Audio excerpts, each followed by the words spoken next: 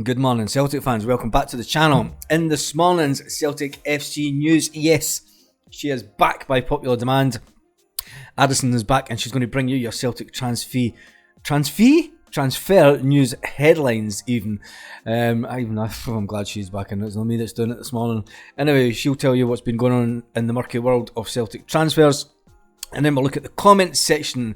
So, needless to say, welcome back, Addison. Good morning, boss. So, how was your holiday? Yes, thank you. The holiday was great. Oh, and I love the fact you now do the comment section. Now let's get into the Celtic FC news this morning. In demand Cho Gyu-sung is reportedly leaning towards staying Jeonbuk if he cannot secure a January transfer to Mainz. Celtic have offered £3 million for the South Korea international, which includes a 50% sell-on fee of any future sale up to the value of around £5.3 million. Gyu-sung's desire to test himself in Europe, which appears to rule out Minnesota United's bold attempt to lead the forward to Major League Soccer. Another report in South Korea, via Exports News, claims Jeonbuk director and Manchester United hero Park Ji-sung is advising Gyu-sung to wait until the summer, citing his own experience when joining PSV Eindhoven. That's it for today's Celtic FC transfer news. Have a great day, Celtic fans. Oh wait, he hasn't finished the video. Bye boss, have a great day. Cheers for that, Addison. It's always a pleasure working with you. So that's really it with the Celtic FC news. Celtic have just released information on travel to Hampden. I'd have to say Hampden is one of the worst grounds to go to. Parking away up by the pubs, you're almost at the bloody motorway and then having to walk down to the ground. There's nothing really around about the ground of any substance to go to. It is one of the worst grounds in Scotland. Anyway, moving on, we'll go to the comments section. And the first one is user SX2. He says, glad to see your sub count is growing in the new year, bro. Hail, hail. Robbie goes on to say, massive loss to the squad. Talking about the big grumpy Greek. No denying he brought something different to our game. Different size and physique to the Japanese players. Disappointing news. I think it's disappointing the fact that he's been ill-advised by his agent.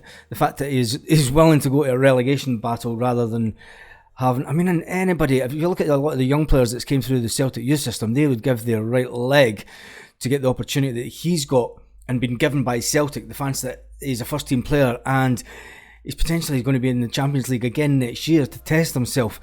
Testing yourself at that level is what you want to be doing as a player, but he obviously just wants to try and get the cash as he is 28-year-old. Robbie2223 says, massive loss to the squad. We've done that one. Gordon McVeigh says, Celtic fans can fill grounds week in, week out. It's their loss. That's talking about Paisley Club. Done a 1.6 million loss, and it's basically been put down to the fact that Celtic fans aren't there because they took away the big allocation. Our football club's shooting themselves in the foot by reducing the allocation. I think they are personally. Borders Boys says it's all about the squad and has got bigger fish to fry in building for Europe, and did say don't get too attached to our squad players because he doesn't fall in love with players himself. He sees players have a timeline at the club, he brings them in, has a use, and then gets rid of them on his terms and not the players' terms. If the player then wants to leave, he will do as much as he can to make sure he gets them the best move possible. Paul Baird says hail hail. And Kent Grady says, I understand that the sell-on clause is a big sweetener, but frankly I don't understand why Cho's club would entertain a 2.7 million clause or no clause when Minnesota United are offering 5 million. Well, it's looking as if he's going to go to Germany rather than go to America because the player does want to play in Europe. And that news this morning is looking like that he will go to the German club in the summer. So who will Celtic bring in before then? Because if we sell the big grumpy Greek, I can't see him staying to the end of the season. We'll just have to see what transpires in the next week or so.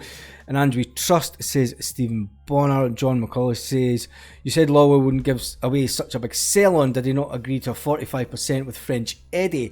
I don't think so. I'd say the biggest sell-on that Celtic usually do is between 10 and 15%.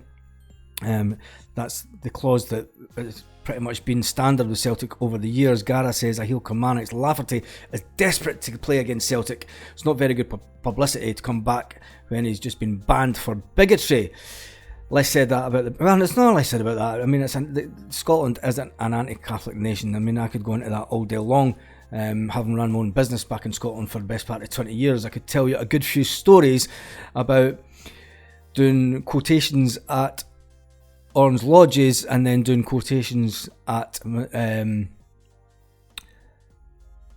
other religious establishments, and guess what other religious establishments give me the work. In fact, one guy's face about dropped when I didn't know how to do the funny handshake. It was funny as fuck, to be honest. Anyway, Peter Duffy says, we have 2 in Andrew Truss. 90% agent work on these 2. Yes, it is the 2 players. The agents have just got their way with them. They've got under their skin and wanted to get them out for more money. What will be chill out transfers. And Andrew Trust says Tully. And Sigma says money. It's a footballer's world. Yep, it is that. And then the last one says nice new format, bud. Hail, says Stud Langen. Thanks for the comments. I love the fact that we're getting these comments and we're making it more interactive on the channel. I think it's the way to go, and it's great to have you all commenting and included in the video. God, I can't see that flipping AI. She's done my head in this morning. On that note, have a great day, Celtic fans all around the world. If you're going to Hampden tomorrow, have a great day tomorrow. The video will be up around about 9-10 o'clock in the morning. You'll probably be on your way to Hampden already, some of you, or on your way to pubs. Make sure you check out the video tomorrow morning. I might do a live tonight. We'll see. Check out the channel just in case. I will put it on the community tab if I'm going to go live. We'll just get a catch up on today's Celtic FC news and a roundup of tomorrow's game. Have a nice day, Celtic fans all around the world.